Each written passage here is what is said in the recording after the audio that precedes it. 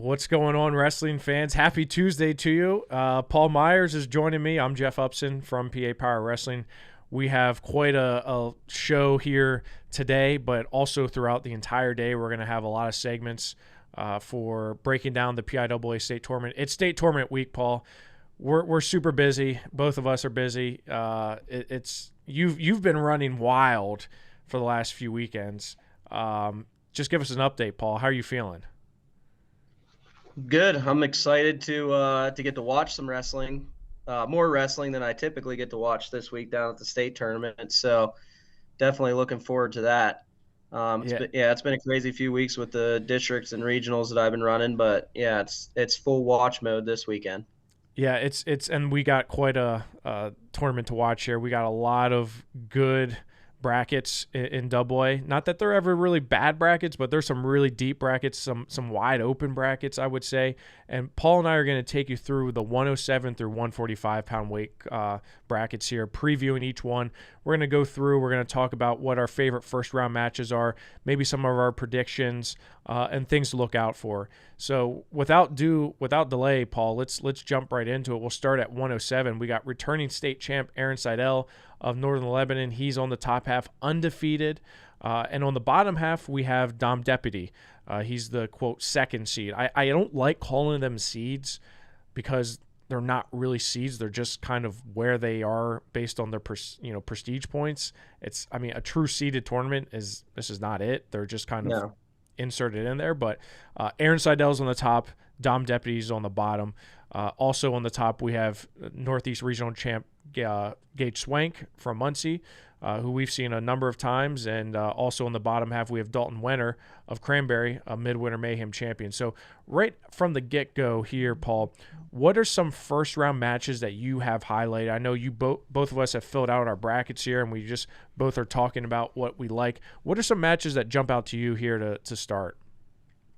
So the big one in like the pigtails that I'm looking for is the Homan and Hummel match. A couple freshmen going out and battling to see who gets a chance at Swank in the regional championship part of the round of 16. That would be the one that I'm looking forward to the most in the beginning there. Yeah, I would agree with you, Paul, with looking at that. They both have a common opponent in Chris Smith from Berks Catholic. Mm-hmm. Hummel pinned him and really dominated him back in, I think it was January this year when he pinned him. Homan beat him by decision twice. So they have a common opponent here. I do have that one circled as a match to watch. That's number 13 and Homan versus number 17, Hummel. Hummel's been up and down. Would you agree? I mean, at times he's looked super like this guy's dialed in, and other times like I'm thinking like how did you lose that match, right? He lost to Anderchak from Quaker Valley in the regional tournament, which to me was a pretty significant upset. Yeah. I mean, even if you would have saw his whole the regional tournament, it was kind of up and down. I talked to his coach Vi a little bit about it, and he said that it's been a long season, and at this point it's mainly about advancing, and he kind of needs to work on his body language a little bit. But yeah, once he lost that first match, he was actually up 1. Yeah. At the beginning of that match, and kind of just hit a wall, and Anderchek just kept coming after him and ended up getting the win. Yeah, it was, like I said, the Southwest Regional Double A was just kind of a little nuts in general, right? There was just a lot of, interesting results. Guys that lost early came all the way back through and punched their ticket. And like you said, at this point, it is really about advancing, right? Getting to the state tournament is the goal here. And, for Caleb, he did that, right? I also look at this weight and I see at the bottom a match that I have circled, highlighted, and starred is Seth Kolb from Benton and Cole David Heiser from Faith Christian. That's a number 10 versus a number 11 match. Okay. Kolb, we know what he's about, right? He's from Benton, state qualifier last year. David Heiser, a very talented freshman that we've seen a number of times this year. I would say they're both battle tested, right? Seth Kolb has wrestled some tough competition. So has Cole, going all the way through to the state finals with the team. That's a crazy first round matchup to me because, whoever's on that bottom quadrant there, I mean, you got Kolb, David Heiser, and Deputy.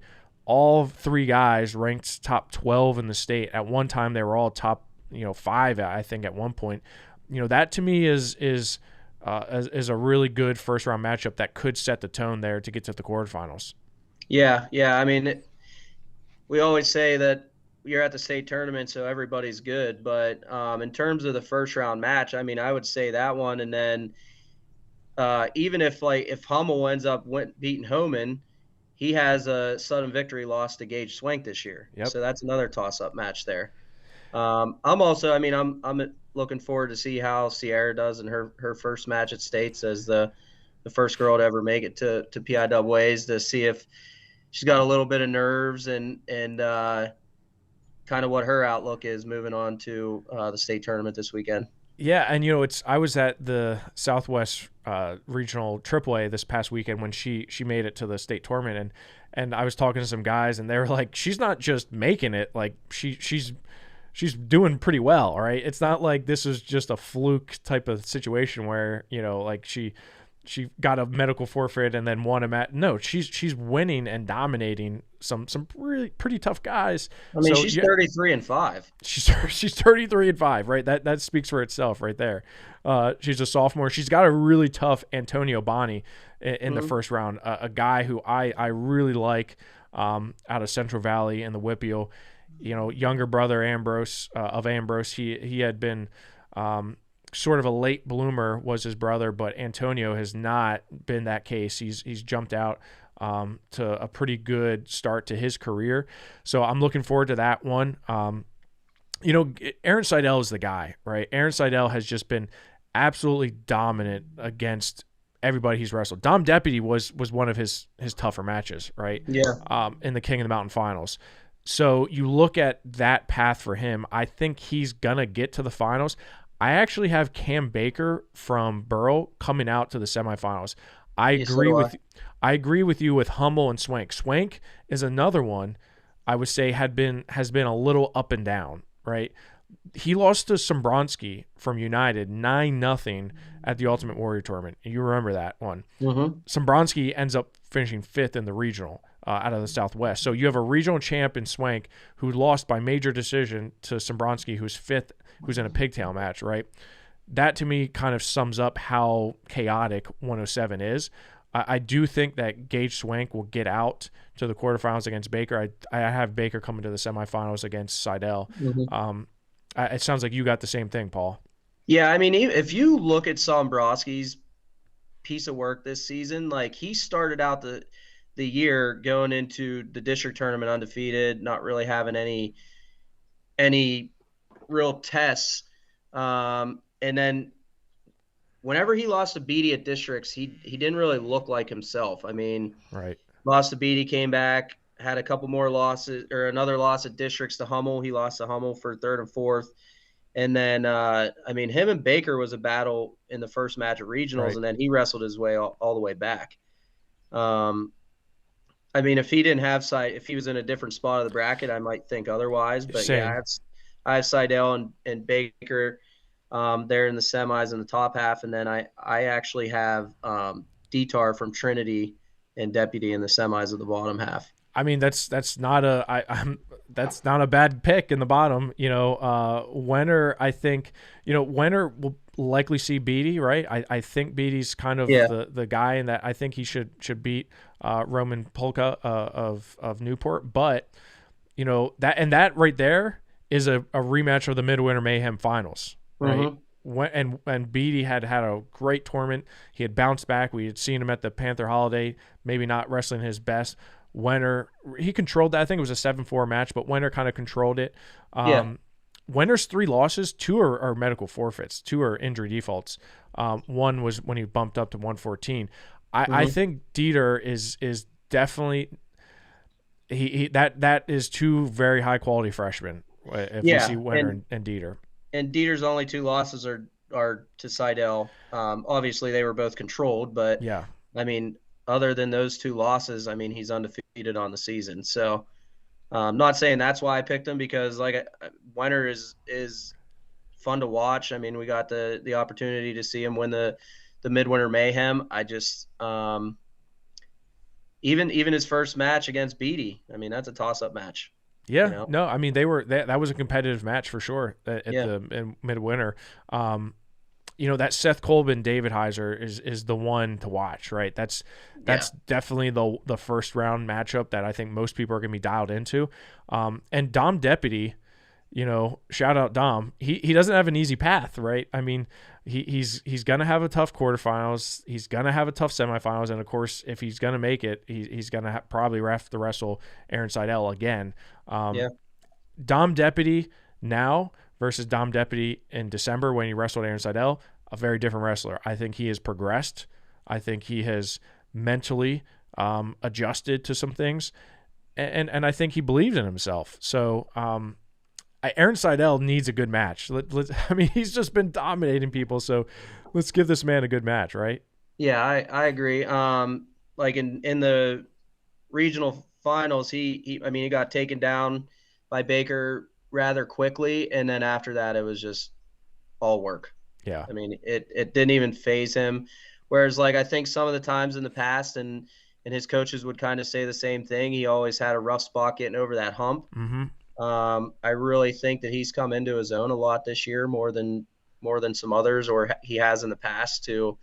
I have belief that he's going to run the gauntlet and get to the finals and have another matchup against Seidel there. Yeah, I agree with you. I have the same. I do have Wenner coming out to the semis, so I have Wenner Deputy on the bottom half with Deputy coming through. So, there's landmines everywhere, man. You just like you said. I mean, at the state tournament, it's just who shows up, right? You got a bad weight cut, you get sick, you eat something, you're the nerves, whatever it is. I mean, Yeah, I mean, I've seen a lot of wrestlers just go to the bright lights in the Giant Center and those first couple matches or first match until you get comfortable. I mean, it's different. I mean, everybody's watching and you're on the big show right now, and you have a lot of clash in styles too. I mean, when you're wrestling guys from one half of the state compared to the way they wrestle on another half of the state, I mean, you have a lot of style clash going on too. Yeah, and that's kind of the best part about it is you see these guys. I mean, a lot of these guys have common opponents and they have head-to-head results, but for the most part, these guys they have never seen each other, right? The guys and girls, have never seen each other, and that's what I love to see, because from a ranking standpoint, we look at results, right? Maybe styles, maybe matchups, maybe toughness of schedule, but for the most part, it's hard to say like where these guys are going to stack up if they haven't wrestled anyone outside of maybe their area. So I'm excited to see 107, but clearly Aaron Seidel is the guy here looking for his second state title after last year kind of upsetting the apple cart by beating a returning state champion Louis Gill. So I'm sure he's very well aware of the fact that he did that last year and it can happen to him again this year. So that's 107. Let's move up to 114. Paul, this is such a wide open weight class. Landon Bainey, we have him number 1 in the state, but this is you could convince me about like 4 to 5 guys that legitimately have a shot to win a state title here. In my opinion, I think you have 4 to 5, maybe even 6 guys that if they were staying on top of the podium on Saturday, I wouldn't be shocked, right? Landon Bainey clearly one of them, Aiden Smith the other. So Aiden Smith on the top, Landon Bainey on the bottom. You have another regional champ, Colton Wade, on the bottom. Weston Pisarcek of Brockway on the top half. Paul, let's start. What are some of the first round matches that you're looking forward to? Some of those first matches that kind of jump out at you? Yeah, so the looking down at the Wolford Mall match, they wrestled back in December, with Mall coming out 5-1. But I mean, like I said, anything can happen at states. So if I were looking at the first 4, that would be the one that I want to watch more closely, just see if Wolford can kind of change the result from what happened in December. But even going down a little bit, the Jordan Williams and Braden Hartranft pigtail match is something that I want to see as well. Jordan Williams obviously has a win over Garshnick and everything this year, and Berks Catholic is just tough. I mean, they have quite a lineup there. So those are the two that I'm looking for in the first match. But if you're looking at the round of 16, I mean, I have all eyes on Beck and Hubert there. There's a lot we could talk about in that one, right? Yeah. So for me, I agree with you with the Wolford and Mull match. That's a number 12 in Mull versus number 13 Wolford. As you mentioned, he has that win over him at the King of the Mountain. Again, Sam Wolford, a very different wrestler in March than he was back then, right? He was a little bit undersized then. He has gotten so many good wins, quality wins under his belt that I think that one is clearly a toss-up, and that's why they're both ranked top 15 in the state. On the bottom half, the one that I have, just like in the weight class before when we talked about David Heiser and Kolb, this Cole Hubert and Carter Beck match, I think is going to be the match to watch at 114 pounds. Both these guys have experience. They're both sophomores. State place winners? Yeah, Cole Hubert last year was fourth in the state. Carter Beck, also a state medalist last year, was sixth last year. So these guys both have some good experiences. Hubert actually beat him last year at the state tournament 7-2. However, I would argue that, looking at their body of work, Carter Beck has had a pretty solid season. I thought he was going to give Pisarcek a pretty good match, and he did. He fell a little short there. That to me is a great first round matchup. These guys come in ranked number 5, Carter Beck, number 7, Cole Hubert. Cole Hubert has 11 losses. Yeah, but they're going to Beast. They're going to team states. Hubert's been kind of he's sucked down a little bit to 14. And I think he is now adjusted to the weight cut. So that to me is a really good first round matchup, because you say Landon Bainey gets to the quarterfinals, he's going to have a state medalist right out of the gate. Kind of like his regional tournament when he had Senepal. He's going to have a state a state medalist regardless of what happens in that first round matchup. And then he could potentially see a Colton Wade from Sullivan County, who you and I were really impressed with at the Ultimate Warrior tournament, where he nearly beat Landon in his home gym. What do you think of that bottom bracket? Because we didn't even mention Mason McClendon from Susquehanna or Beimel from St. Mary's either. Yeah, I mean, if you look at Bainey's route, it's basically similar to what we talked about with Deputy. It just seems like that second spot, you kind of gotta string together some high quality wins just to get to the finals. But yeah, just like you said, he's going to have a state place winner there in the quarterfinals, no matter what.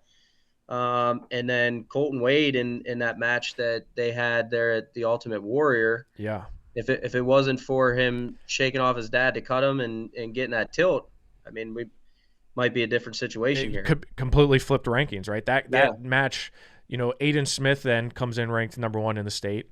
Not that the rankings matter at this point, but it just shows where that can really one decision like that. He got the turn late where he was able to win that one. My question is Aiden Smith, right? Aiden Smith, he certainly doesn't look like a full size 114. I mean, he's big, he's strong, but he is short. He made 107, 109. Not without much of an issue, I don't think. So, how ready is he for 114? Now, you look at his path. If Parker Senepal ends up winning that match in the early round there, he's going to have a state medals right out of the gate too. Parker Senepal is a state 5th place finisher. Garshnick had a phenomenal Southwest Regional tournament. I like him, and I like him a lot in that first round matchup. Nico Finella, a guy who kind of burst on late in the season. We all knew what he was capable of doing, but he had, he was out with an injury for a little bit and really pushed the pace at the Southwest Regional and the District 7 tournament. Pisarcek is the guy that I'm like, man, I want to be away from him. I would rather be on any other side of the bracket than with Pisarcek. I don't know, man. I've seen him do some things where I'm just like, gosh, like he's not the guy I want to face. I'd much rather take a methodical look at some of these other guys, but Pisarcek, he scares me if I was going against him. Yeah, I mean, whenever we talk about clash of styles, I think that a lot of people run into that with him. He's tough on his feet to score on. I mean, he stays a good position. He can scramble. He is tough as nails on top. Oh gosh, he's so tough on top. Um, so I that Finella and Pisarcik match, I feel like it's going to be a 1-0, 2-0, 3-1 match, because both of the guys are tough as nails on top. And then if I were to give a little bit of a nudge to, I would probably say Pisarcik on his feet, Yeah. which is the reason that I have him in the semis against Aiden Smith. But even Aiden Smith, I mean, Garshnik, he's dangerous, Yeah. and that's a little bit of the thing that I think Baney runs into him is he's strong. He's a little unorthodox. He's not firing off leg attacks. He's digging underhooks and jacking people up and almost hitting headlocks in the district finals. But I think that's another thing. Whenever you go down to the state tournament, you don't see these guys all year. Sometimes it's hard to beat somebody that first time that you wrestle them. That's Mm. just not your typical, like, okay, I'm going to shoot high crotches and sweep singles, and I'm getting underhooks dug and lifted to my on top of my tippy toes right now. You know? Right. It's I mean, so let's go back to the Midwinter Mayhem for a second. Weston Pisarcik, his route there was just, I mean, you remember the finals, he beat Tyson Cook 12 nothing. nothing. Tyson Cook had just beat Ty Kapusta Mm-hmm. and Logan Salat of McDowell. So like you look at that and you just say, how can this guy not be projected to be, if you're beating AAA guys, right? Salat, Cook, who had just beaten Kapusta, Pisarcik is dialed in, right? I mean, you look at his hit list, he's beaten Max Wernsberger this year in Southern Victory to start the season. Tech Fall, Jared Popson, beat Chase Shaner, has a win over Colton Wade, beat Hudson Homan. All these guys are in Hershey this weekend. Yeah, which I didn't really understand that 3-4 seed there with his win over Wade, why he wasn't put in the bottom half of the bracket. I mean, I would assume, I mean, because Wade's, I mean, their prestige points are the same in terms of the state qualifier. They both were state qualifiers last year. Yeah. I'm assuming it's the records, right? The records have to be the reason. Even though he's undefeated. Yeah, I'm not sure. Yeah, but if you're going off of seed points and then you have a head-to-head win, that just usually helps. Well, they don't look at, I mean, head-to-heads mean nothing to the prestige, to the way they do it. I mean, yes, in reality that should be the case, but head-to-heads they're not playing a factor at all in this. Yeah. I understand that. I'm just saying that's it should. Yeah. Absolutely. I mean, and it could be completely different. And let's take a look back at the top half of the bracket here, Paul.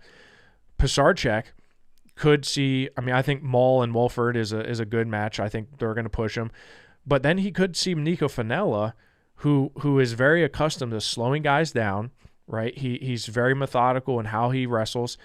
That is a match where Pisarcik's going to go after him, and you know, he's got to be careful there because Finella is so tough on top. He can turn people and he can ride people, kind of like Pisarcik.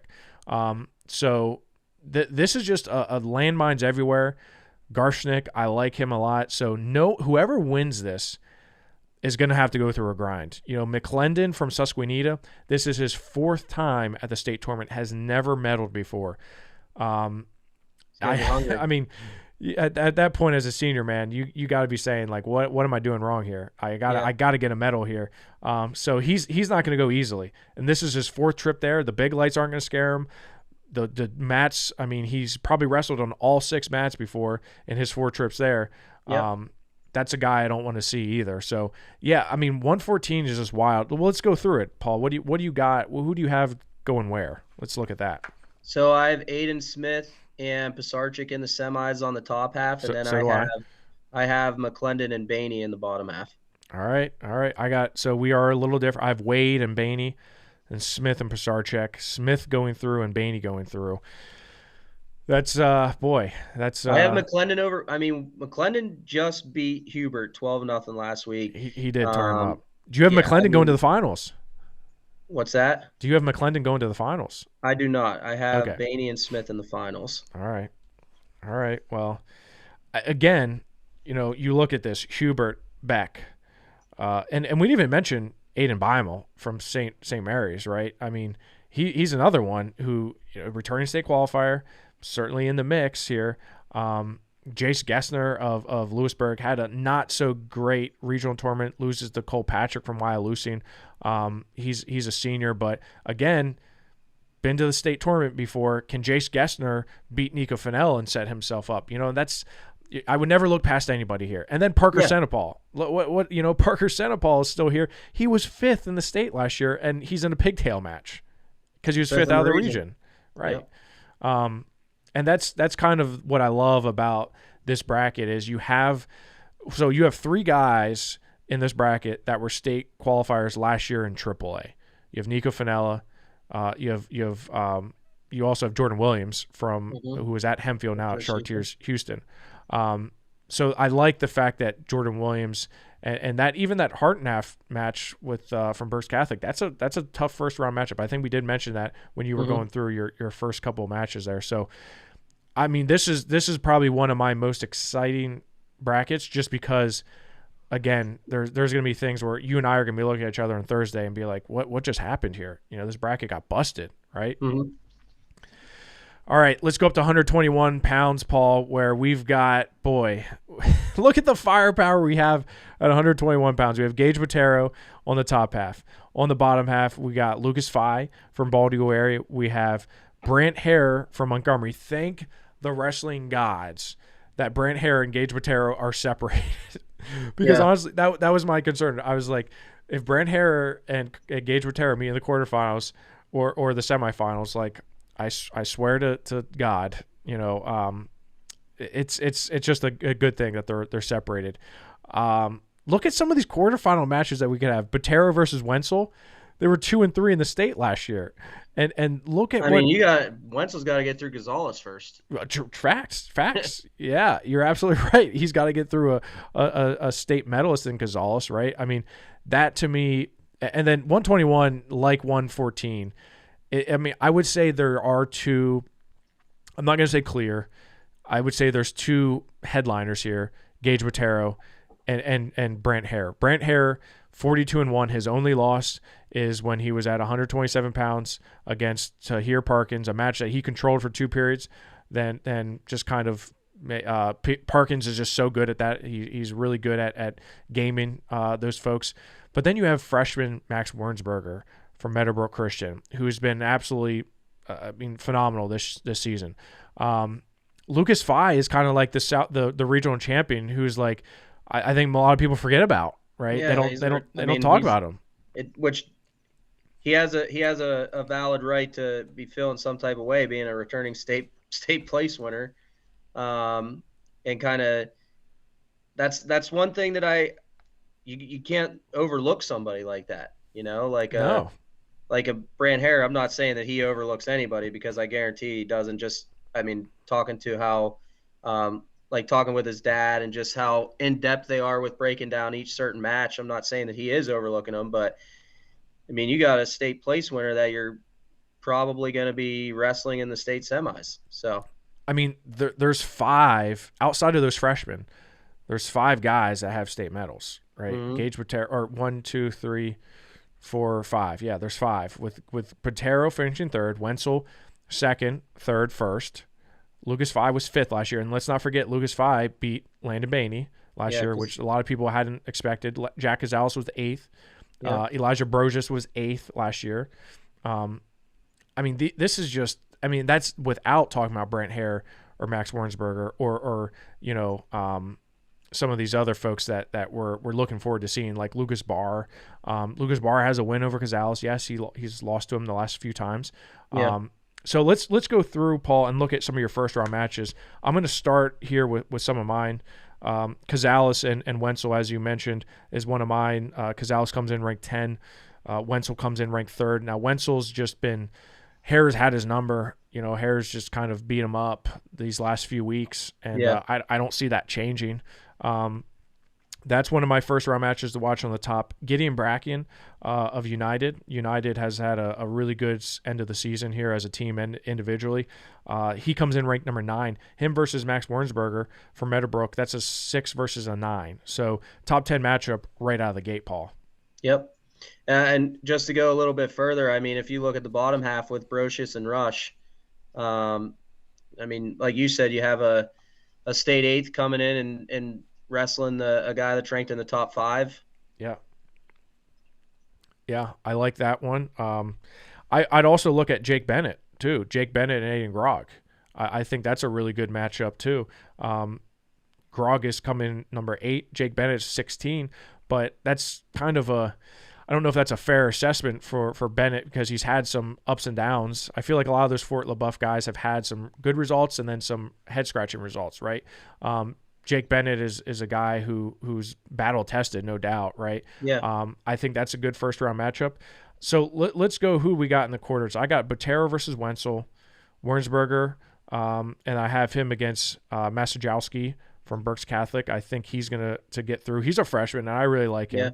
Yeah.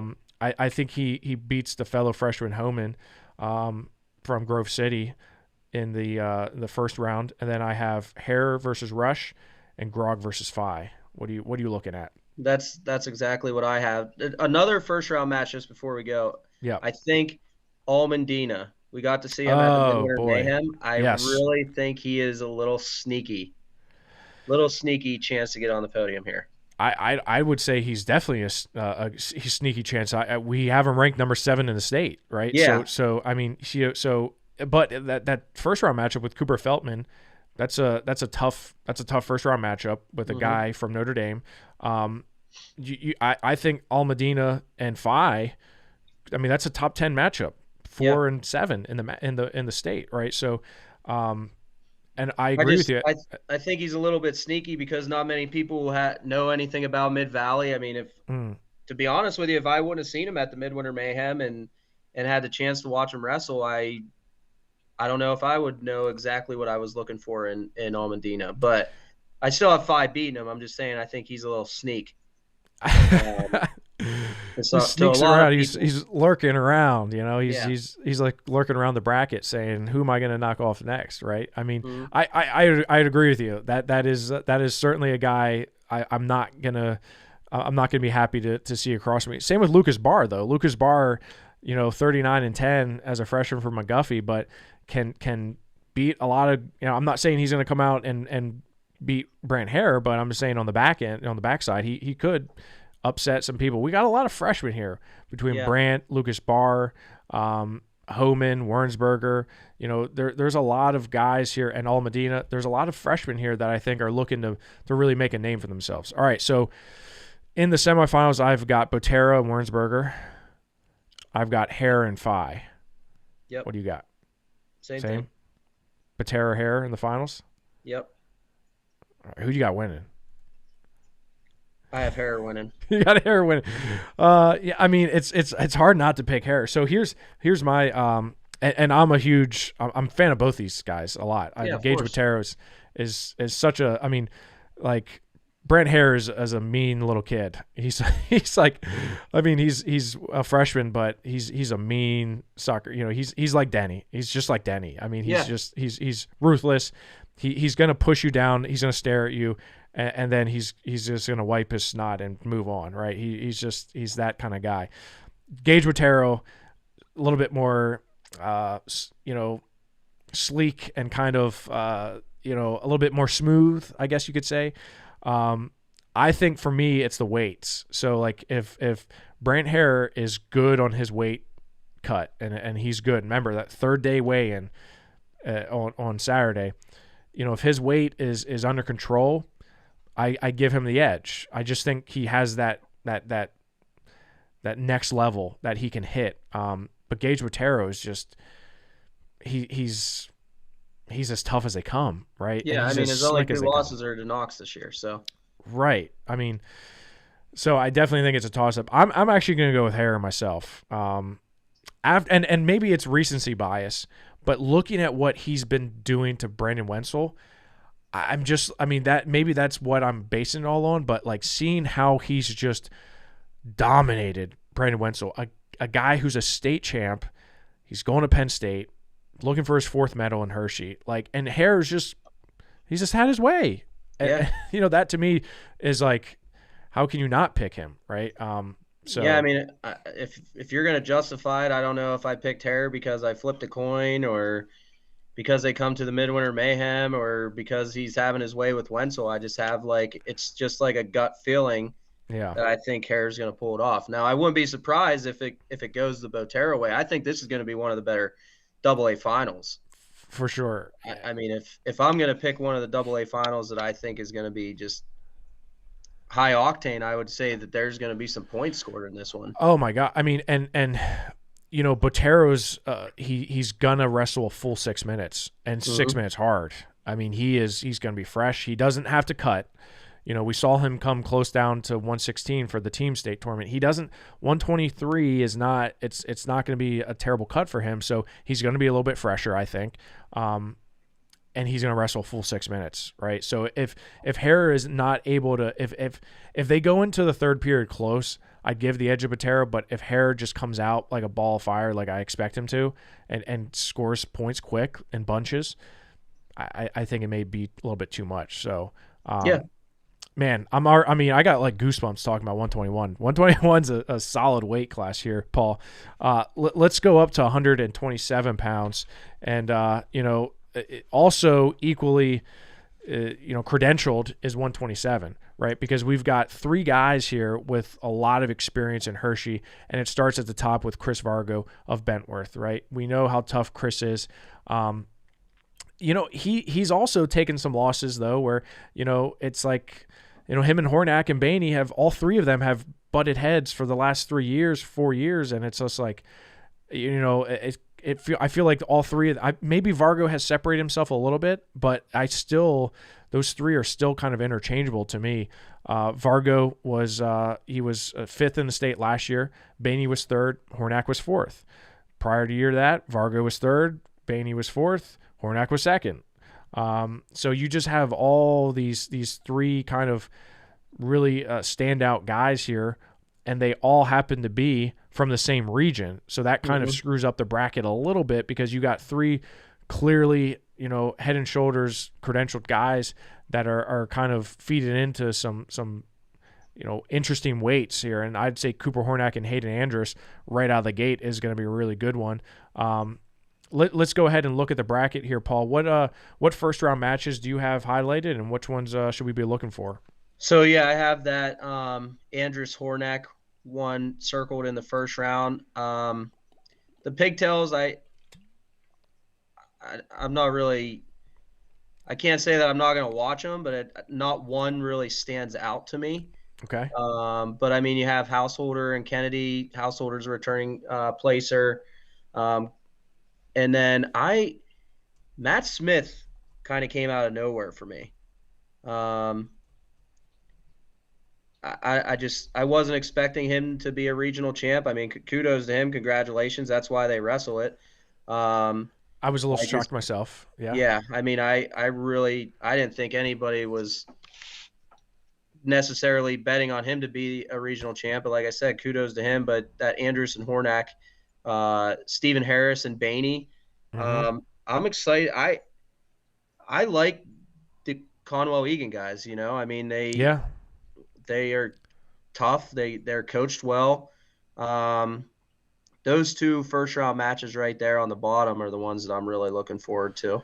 So I'll looking at my bracket here, I will say there's one pigtail, Nolan Baumart from Line Mountain, Anthony Orlandini from Montour. That's number 17 and 16 in the state. So between the two of them, they've got 70 wins on the season. Give them a look, Paul. Give them a look. Yeah, I mean, I'll watch. Don't get Colin me wrong, Ramsey and Thanel Miller. Come on. I mean, these two freshman versus senior. Thanel Miller, man, shout out to North Star getting a state qualifier here.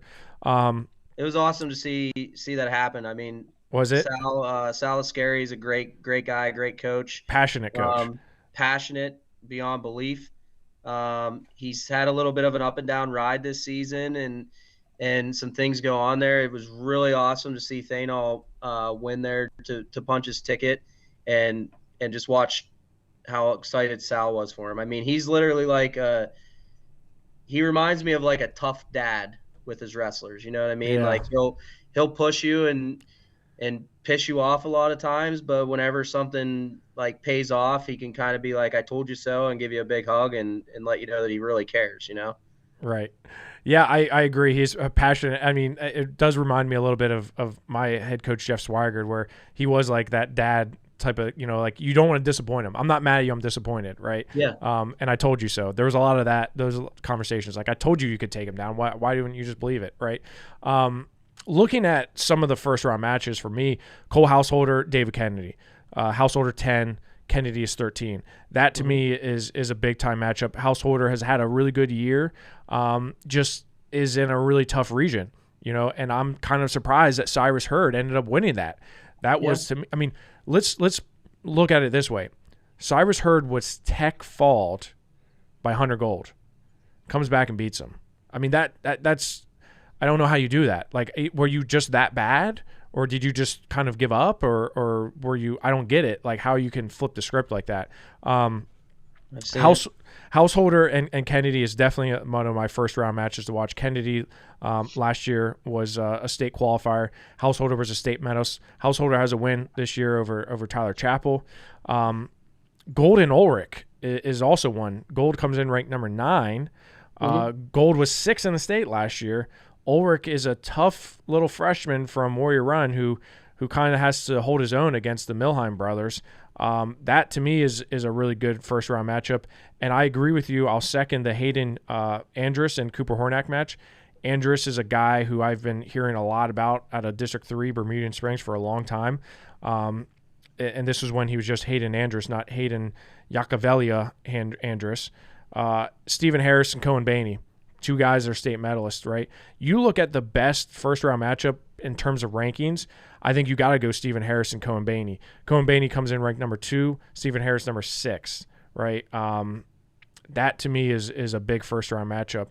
There's a guy here that I think is he's gonna open up some eyes, and that's Arment Waltonball from Faith Christian Academy. Those Faith Christian kids are they're on a different level, man. Like he's just super talented to win that region, the Southeast region, with all those other aforementioned guys, Stephen Harris being one of them. I'm really looking forward to seeing Arment go out there and compete. I think he has a good chance to make it to the semifinals. Yeah, I would agree with that 100%. I mean, he that Gold and Ulrich match in the first round, freshman versus an established junior there.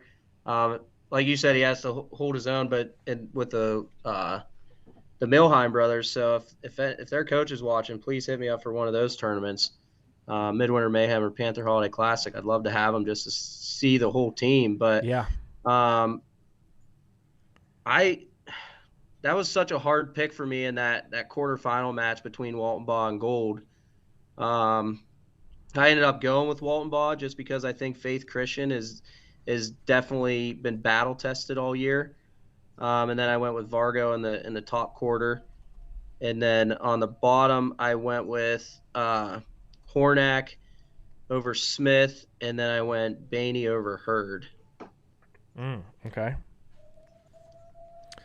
So, and all right, I'll let you know who I have here on the top half. For me, on the top half, I have Vargo beating Householder, so Householder over Kennedy. I have Gold over Ulrich. Then I have Waltonball coming out, beating Kobe Burkett. And then I have Waltonball going out to the semifinals, just like you do. And on the bottom half, I have Hornack.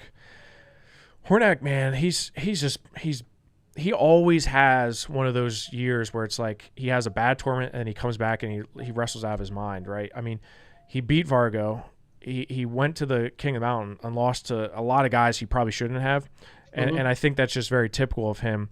I have Armistead from Berks Catholic, the Southeast 5th, coming out to the quarterfinals, beating Matt Smith.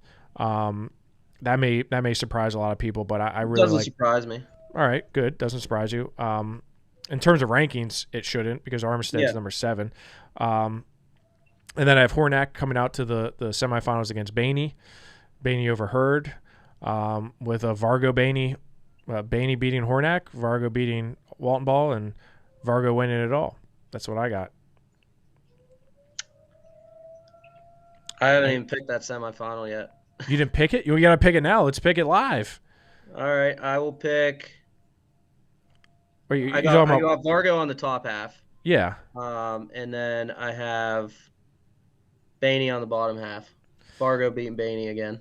All right. I mean, it's again, anything's possible when you look at this weight class because these guys all have beaten each other up a little bit, and depending on styles, like if Hayden Andrus comes out and beats Hornak, I think he has a good shot to make it to the semifinals and make it potentially to the finals. Right? Yeah. I mean, that bottom half, like if Hornak gets upset, if Stephen Harris is able to upset Cohen Baney, Which right? I can see. I mean, I Again, can see that. Could see that, right? So now you have, Andrus and Harris. Well, I think that's a toss up, right? I mean that's a really good matchup there. So Cyrus Hurd, if he gets tech, he should have got tech falled by one of these guys on the bottom half because he would just come out and beat him, right? That to me was just insane. Like Jim Beach and I were texting, and he was like, Cyrus Hurd just beat Gold. I'm like, wait, the guy who tech falled him a week before? He's like, yeah, I mean, it's just to me crazy, right? I think Hurd kind of flew under the radar a little bit coming down to AA from prep. Yeah. I mean, obviously he's been around. It's just that I don't. Maybe under the radar. I kind of didn't see it happening either because, I thought Gold was the man. I mean, even the man, even you, Paul, we take our losses sometimes, right? Yeah. Sometimes that happens. Let's go up to 133 pounds where it doesn't get any easier, man. You got a couple guys here with a lot of state championships to their name, right? You've got Jaden Pepe at the top half. I will say he and Scott Johnson, I mean, he looks really good against Scott Johnson. Yeah.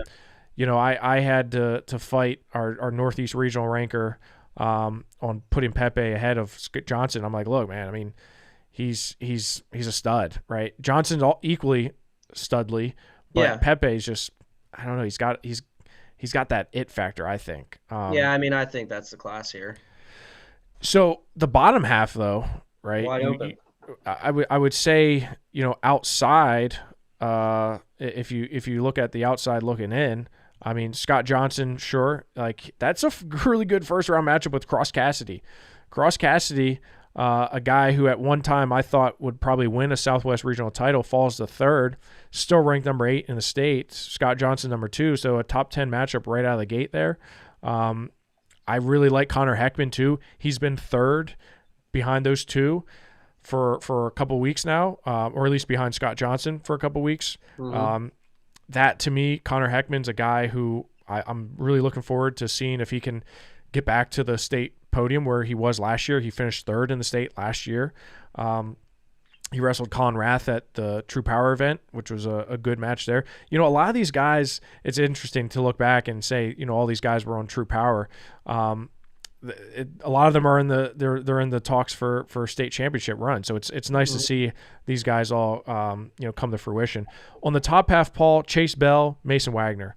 That was an ultimate tiebreaker, or at least a tiebreaker match last time they wrestled.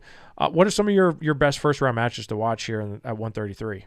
The Bell and Wagner first round match. The Cassidy Johnson to see where I think this will be like the true test that we've been wanting to see Cross get all season. Freshman, obviously a tough freshman against the unestablished state champions senior, and then the Paclembo Heckman. Mm-hmm.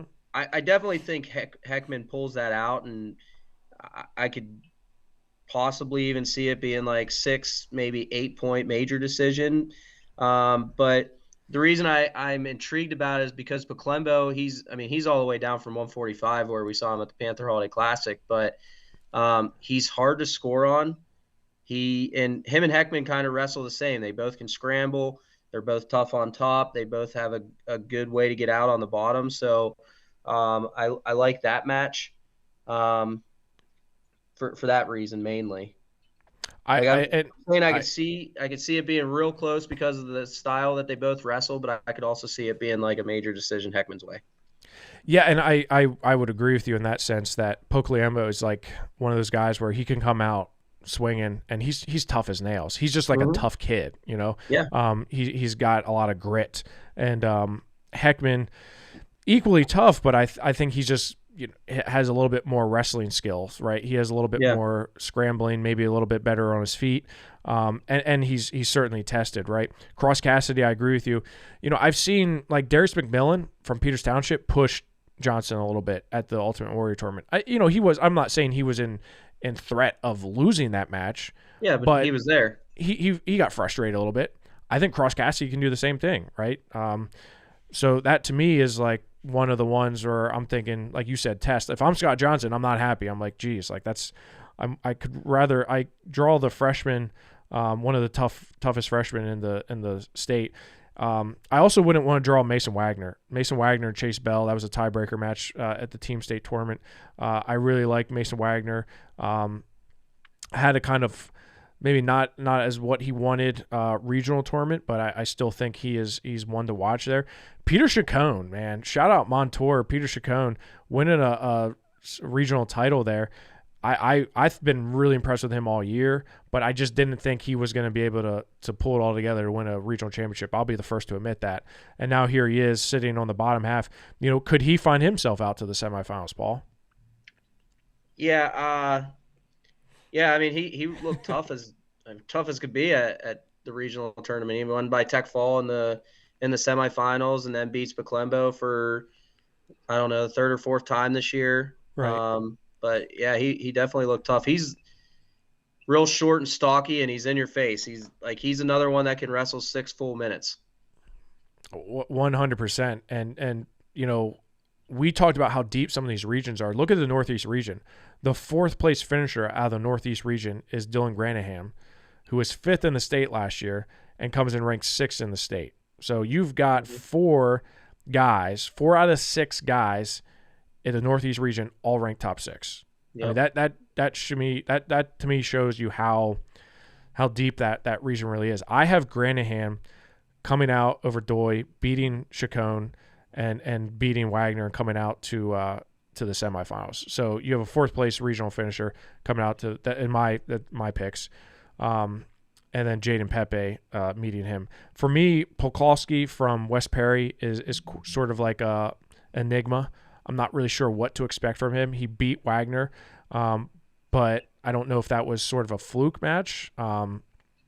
Yeah, and West Perry's tested as well. Yeah. So that one to me, I think that's a good first round matchup with him and Brody Beck. I think Blaine should win that one. Gavin Suika. Let's not forget Gavin Suika is also in this bracket. Gavin Suika, returning state medalist, was eighth last year with a broken ankle, right? Ends up finishing eighth. He finishes fourth in the region, and we'll have John Sammy of Salisbury, who himself last year was or 2 years ago, I'm sorry, was a state qualifier with a chance to wrestle Jaden Pepe. You know, you could have Jaden Pepe versus Gavin Suika, two state medalists in the first round, not even the quarterfinal round. So 133 is just full of it. And yeah, let's go through some of the picks here. What do you got? So I got Pepe, then I have Granahan, Scott. Who do you have in the quarterfinals? Pepe or versus who? Beck or Pachalski? Pachalski. Okay, same. And then I have Wagner versus Granahan. Okay, same. And then I have Robson versus Johnson. Johnson winning that. And then I have Heckman and Subishin, and Heckman winning that. Yeah, I mean, we didn't even mention JoJo Subishin yet. I mean, JoJo Subishin has been nothing short of incredible at the PIAA state tournament, right? Every year we're like, maybe this is the year JoJo's not going to get a state medal, right? He comes out with one, sixth, fourth. Yeah. You know, I mean, he has done nothing but win. And he's battle tested. I mean, he's been battle tested all year. Now let's go back to the state finals, the team state finals. Wagner he kind of tore up Submission a little bit. I mean, Mhm. I forget what the final score was, but 7-1. it wasn't close. Yeah, 7-1. And Wagner, he's kind of he fell because of that loss to Pacholski, so he's 12 in the state, whereas JoJo Submission comes in ranked number 5 in the state. I think I have Wyant versus Submission, with Submission winning that. I have Heckman winning that one, and then I have Heckman beating Submission, and then Heckman versus Scott Johnson into the finals, and Pepe also in the finals over Pacholski, then Wagner over, and then Granahan. Who did you have, Granahan or Wagner? I forget. I had Granahan, but that if I'm looking at the most toss-up quarterfinal match, that's my toss-up. Yeah.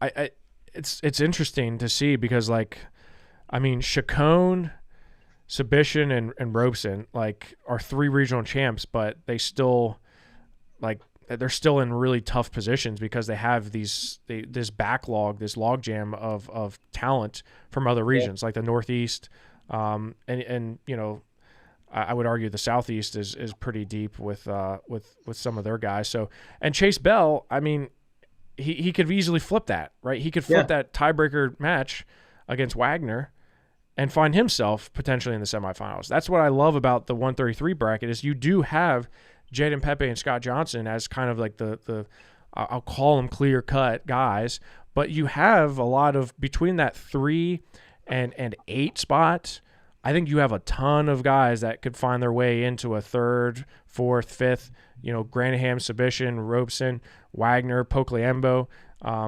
Chase Bell. I mean, there's a lot of guys here I think are next level. I'm excited to see 133 unfold here, Paul. Yeah. All right, let's go up to 139 pounds, where, boy, talk about, I feel like a broken record here, but look at the top-end talent here. Anthony Evaninsky, number 1 in the state, 3rd in the state last year, right? 3rd in the state last year, behind 2 guys that are now doing really big things, right? One is Ryan Crookham at Lehigh. The other one's Connor Pierce at Penn State, right? Evaninsky was 3rd behind them. You have Evaninsky on the top. You also have Chase Hunts from Faith Christian on the bottom, with Joey Senapal, regional champ, and Mason Barvitsky from Southern Columbia, a 2-time state medalist. So, Paul, I'll start with you. On the top half, what are some of your first-round matches to watch? So I have the Albert and Cornetto match as a first round one to watch, just because I've seen Cornetto his whole career, and just seeing him wrestle against a guy that from Saucon Valley that has 12 losses, but 12 losses to a Saucon Valley wrestler doesn't mean anything, because they go everywhere. That's tough. They wrestle a lot of matches.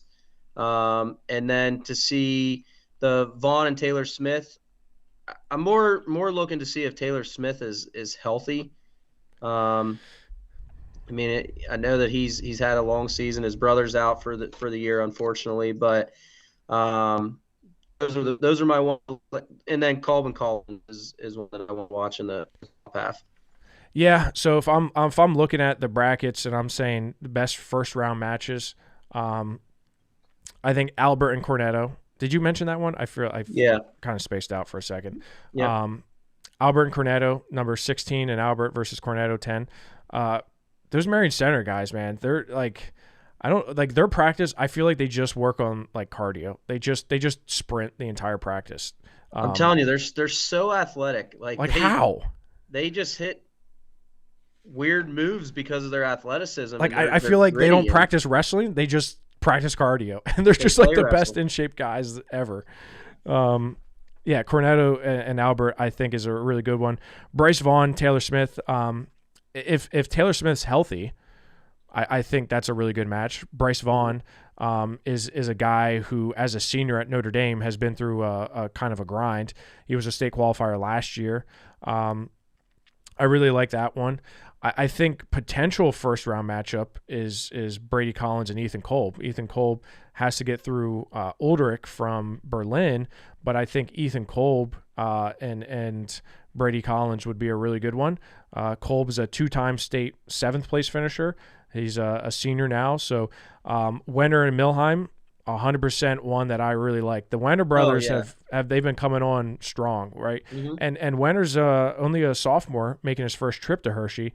Regan Milheim, freshman, right, but has a lot of credentials already, a lot of wins against some really top end guys here. So I'm really looking forward to that one.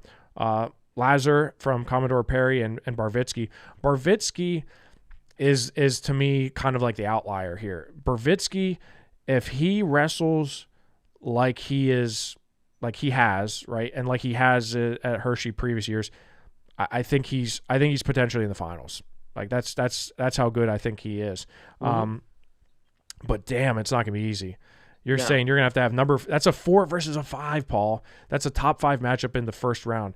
Barvitsky 4, Lazar 5, first round matchup. Chase Hans number 6, right? I expect Hans to get out there, either against Ferrer or Vitello. I don't think either one of them is not trying to throw him away, but I think Hans is going to win that one. That Barvitsky Hans quarterfinal matchup would be absolutely bananas. Hans, everyone always says Hans is a state medalist. I'm like, he wasn't a state medalist. I feel like people just assume he was a state medalist last year. He was a state qualifier. Barvitsky is a 2-time state medalist, finishing 5th and 4th. So, what do you got in the quarterfinals here? I have Evanitsky over Cornetto. Okay. Now I'm not saying this is going to happen, but if I were going to guess an upset in the round of 16, I had to pick one, I would say either Kolb over Collins or Morrison over Centipal. All right. Okay. But I do have Collins winning to go to the quarters. And then I have Morrison over Centipal. Okay. And then I have Milheim over Morrison. Okay. And then I have Barvitsky over Hans in the other quarter. Okay. I don't know. You have Lazar, or we have Lazar ranked 5th. Mm-hmm. I think he has a hard time placing. I agree. It's not easy. He's got a terrible path. Yeah. But then I have Evanitsky and Milheim in the finals. All right. Very similar, and Collins and Barvitsky, and I think I called Barvitsky sort of an outlier and kind of like a guy who is 3rd in the region. But I look at Collins, right? Brady Collins, only a sophomore, has had a really good 2 years, right? And he has a win over Ethan Kolb this year already, beat him 3-0 when they wrestled in a dual meet.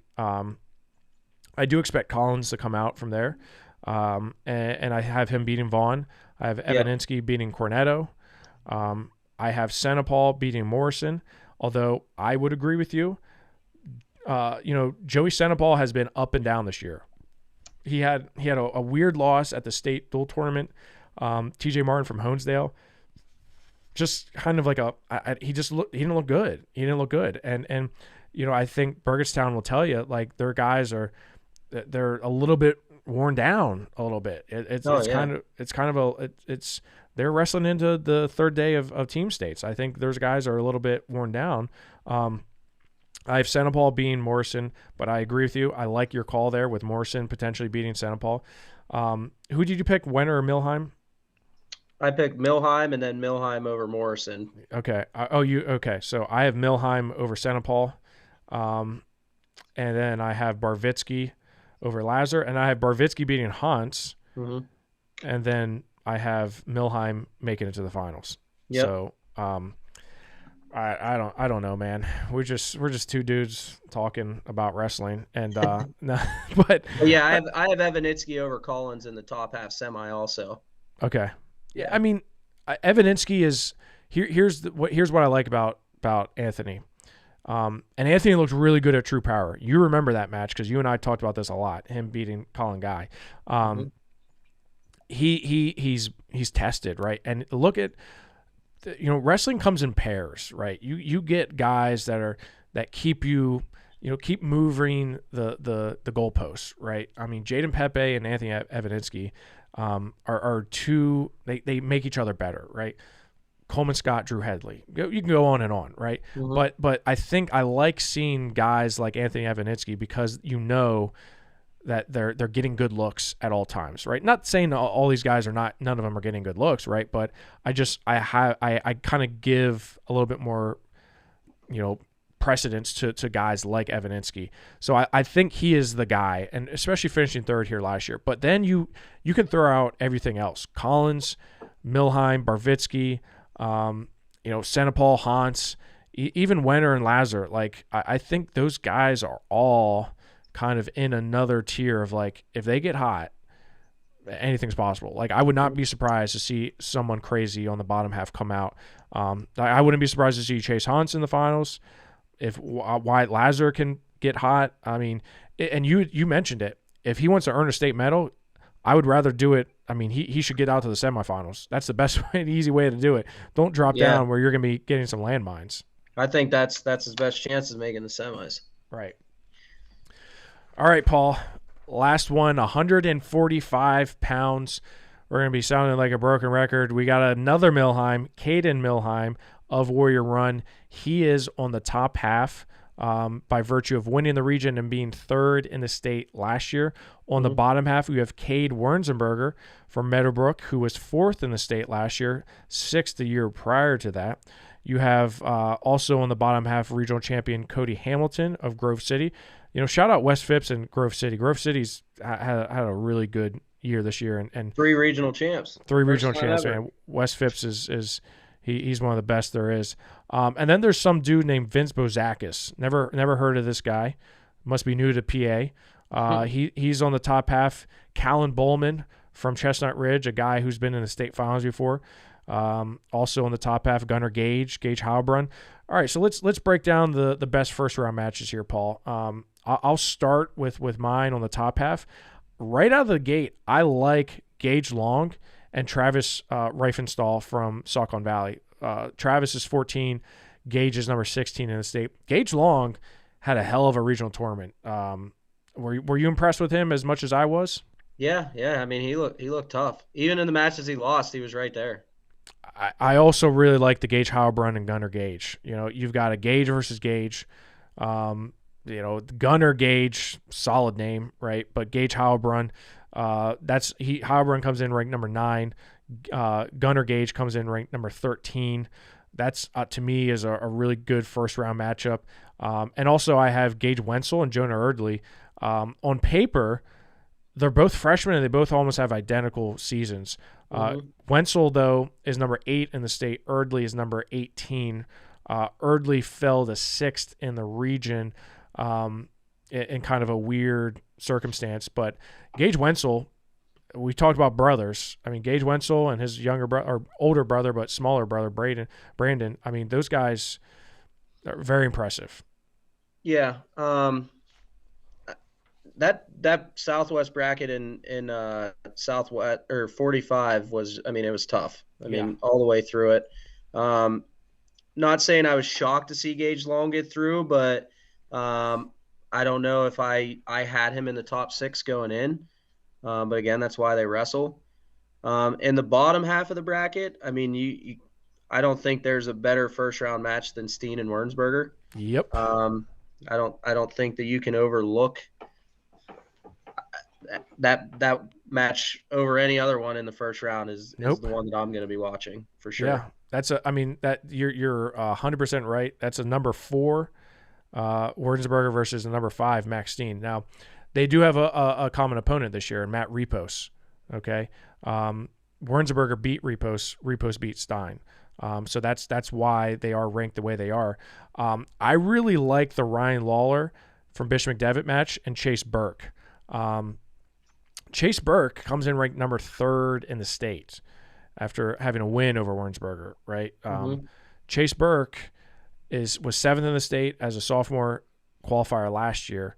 I really think that first round matchup is going to be a doozy. Ryan Lawler has looked really good all season, was 3rd out of that really deep Southeast with Vince Bozakis and Max Stein.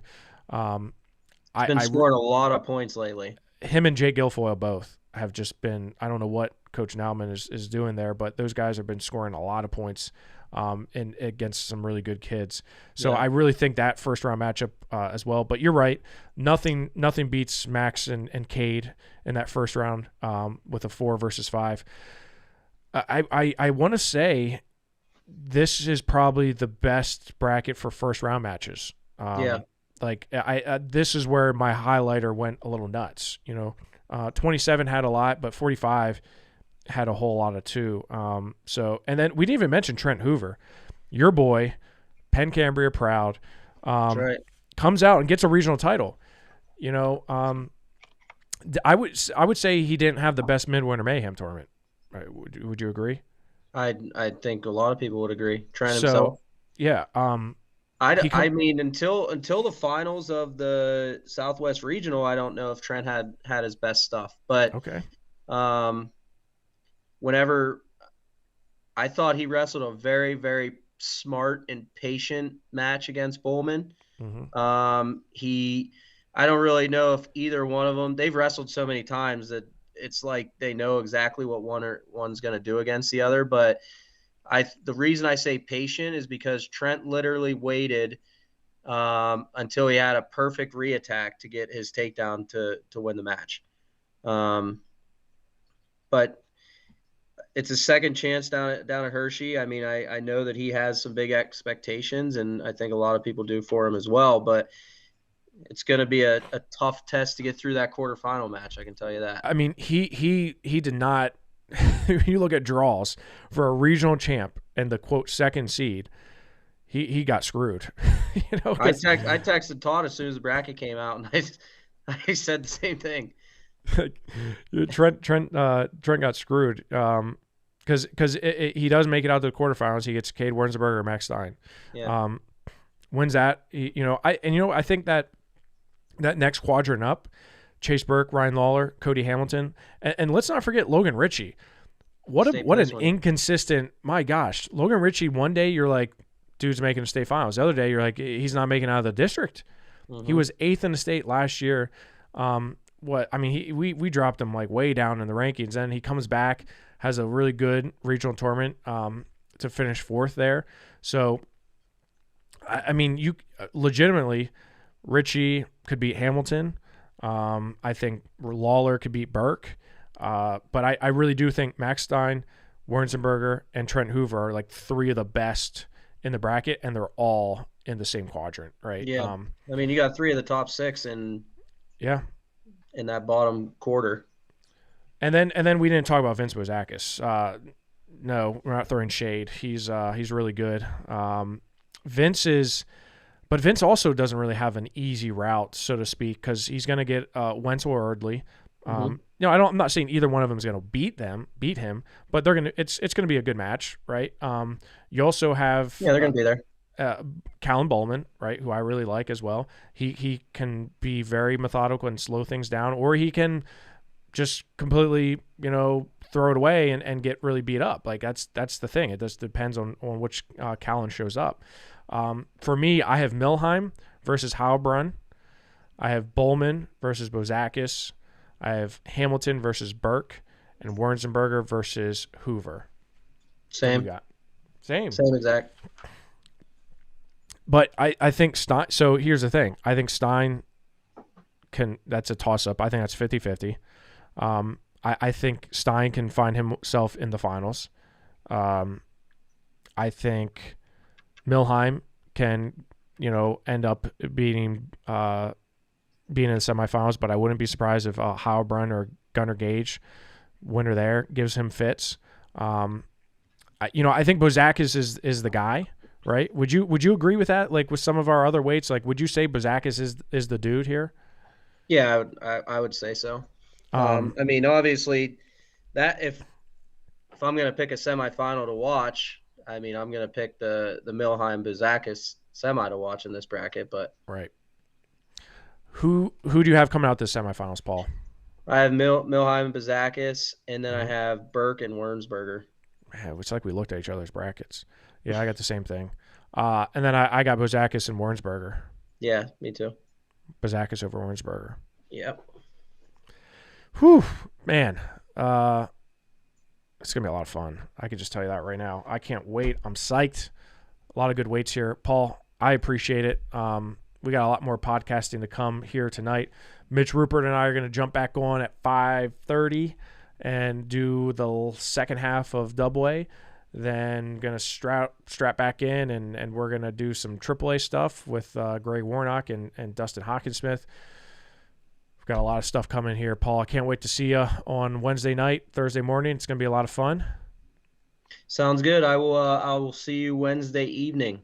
Yes, you will. And thanks for taking time. And if you need windows, just, you're rocking is that a Travis Matthews Window World hat? Like that's right.